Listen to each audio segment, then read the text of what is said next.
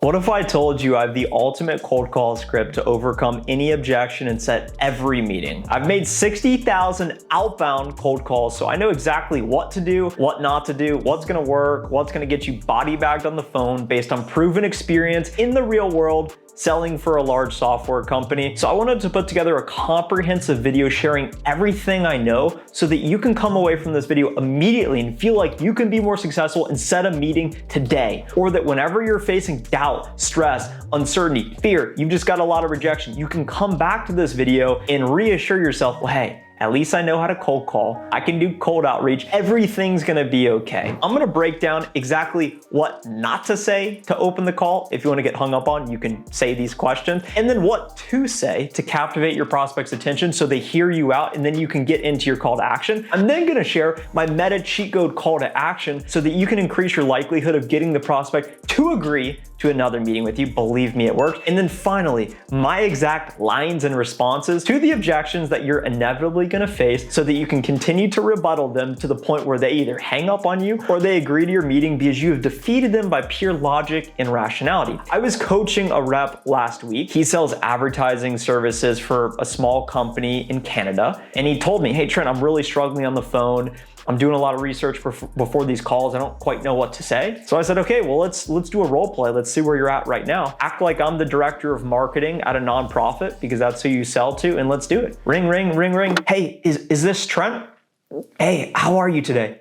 Hey, do you have 30 seconds? He hit me with a triple barrel question to answer the phone, and I immediately had to end it and say, look, your prospect is incredibly busy. Put yourself in their shoes for a moment. They're director of marketing. They just missed their fundraising target. So their job's already on the line. They've got a big meeting with their boss tomorrow that they have to prep for. They have 78 unopened emails. A member of their team just quit. They're giving a big presentation to the entire board later this week. They've received 7 phone calls throughout the day, have not answered any of them. They have 3 voice messages. And then all of a sudden, when they're finally getting in their flow state, they get another phone call from you because you want to interrupt their day. And all of a sudden you open the call and you ask them 3 questions in a row. They're gonna hang up on you. And this is a big mistake reps make because they don't understand what prospects need. Prospects need to know who you are, why are you calling them specifically, and ultimately, what do you want? So when you open the call, the 3 questions never to say, is this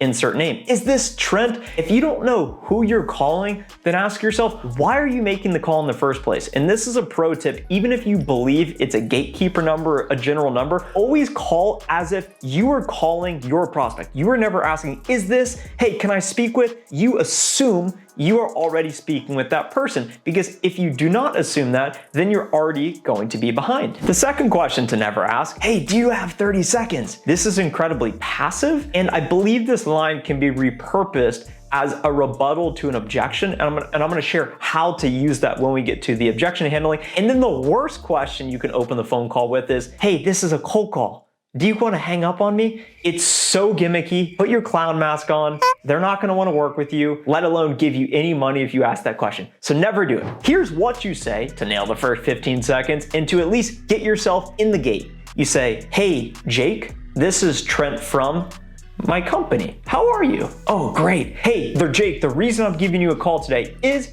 insert XYZ. Give them the reason. Hey, the reason I was giving you a call is I'm following up on the recent email I sent you. Does my company name ring a bell? Hey, Jake, I noticed that you oversee marketing for XYZ nonprofit. Is advertising important to you today? Oh, I figured it was a priority. Boom, let's immediately get into the value prop. You see what we did there? Hey, you open up by saying, hey, their name. Their favorite word in the dictionary is their name. Hey, this is Trent from insert company name. Have you ever heard the Jake from State Farm commercial, the insurance? Super catchy, and they say Jake from State Farm for a reason. Always say, hey, this is Trent from, and then insert your company name. How are you? They know that you probably don't care how they are, so you gotta sound like you really do care about how they are so that you can then get into the reason I'm calling you specifically is insert XYZ, and it's up to you to figure out what is that reason to calling, and then you can get into the actual call. Early on when I first started calling, I did a lot of call reviews with my manager. He would say, hey, send me calls that you set meetings on, send me calls that you didn't set meetings on. And there was one thing all of the meetings that I did not set had in common. I would get into the call and my manager would say, hey, you sound really good, you're doing everything right,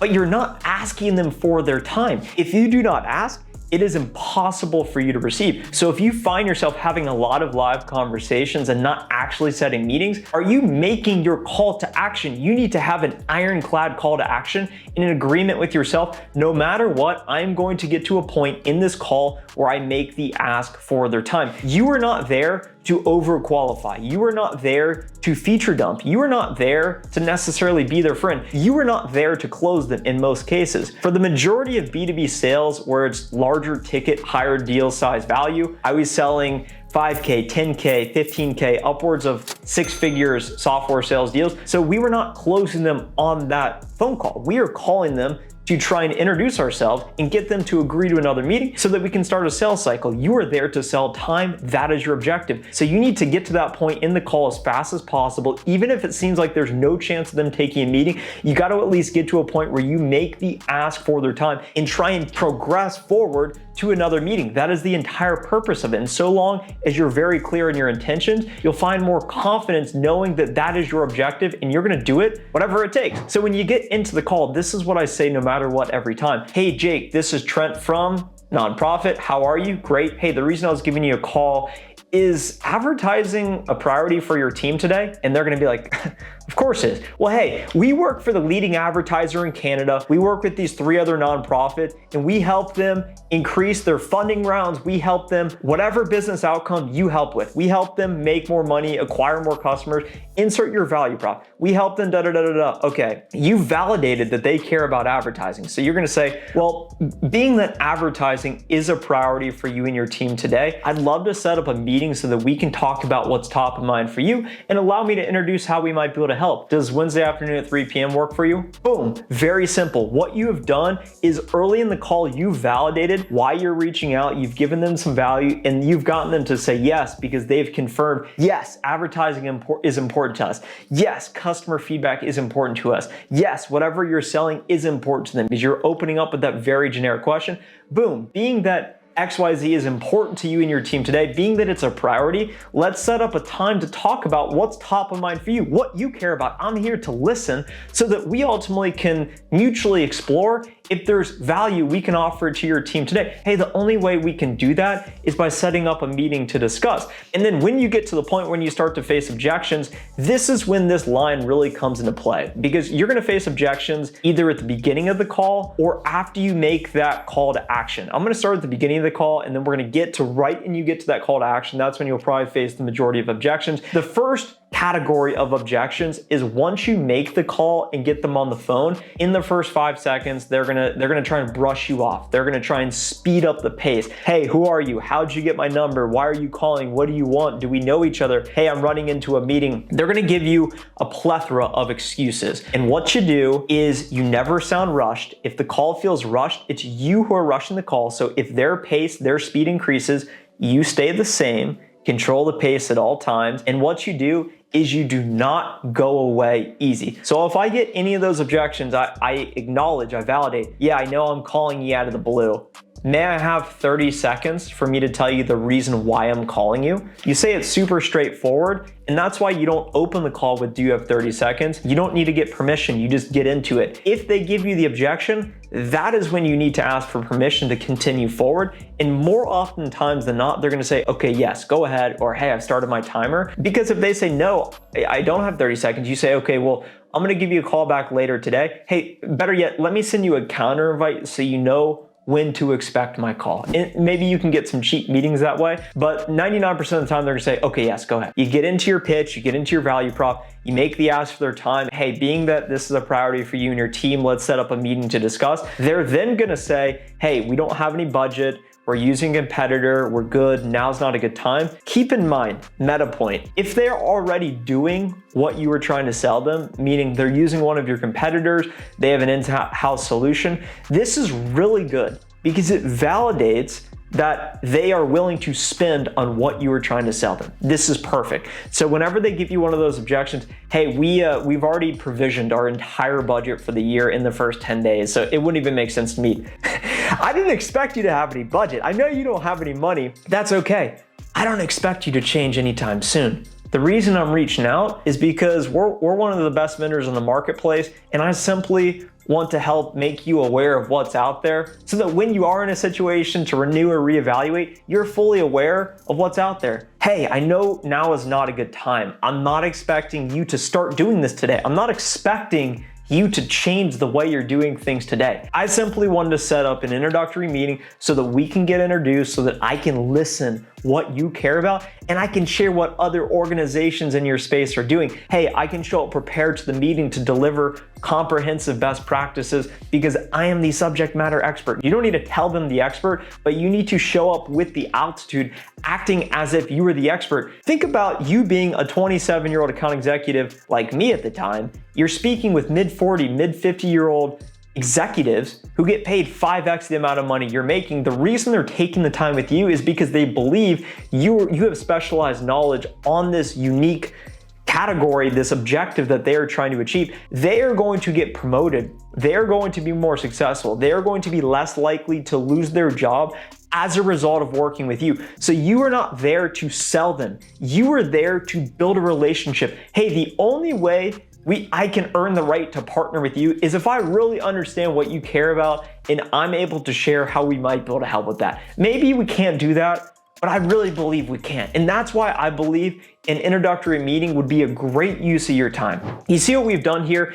Any objection you face, this strategy will work with because you're not there to change it. You accept whatever they give you, you acknowledge it. Hey, I know you guys are using that vendor, they're fantastic. But there will come a time when you consider renewal and you evaluate how the program worked. I want to make sure you're fully aware of how other companies are doing it. So at the very least, you can implement those new ways, those new strategies to get the most out of the program. Or best case, hey, you realize that it would be foolish not to move with us. I wouldn't probably say that, but you see what I'm saying here? We're looking to partner. I'm not here to sell you. I'm here to partner. I'm here to work with you. So any objection you get, that's what you're gonna say. Okay, well, great. Well, I know that since this is in Portland, set up a meeting at this time. And pro tip, after they've agreed to your meeting, make sure to validate, hey, I have Trent@google.com as your email. Is that still the best email to reach you? Okay, great. Well, I'm gonna be sending you a calendar invite right now. There's gonna be a video Zoom link in there. And what we're gonna talk about is we're gonna talk about your priorities. I'm gonna introduce how we can help. And if we both agree there's alignment, I'd like to continue the conversation. If not, we can part ways. How does that sound? Boom, once you validated the agenda for the meeting, they're even more likely to attend and be excited to want to speak with you. In today's video, we covered how to open the cold call, what not to say, what to say, how to insert your value prop and ultimately get to the call to action, which is the most important part. And then finally, the objection handling strategy to overcome any objection and to set every meeting. Just like we said at the beginning of this video, if you found value today, hit the like button now, subscribe to the channel now, so that you do not miss out on future videos like this one, and I'll talk to you in the next video.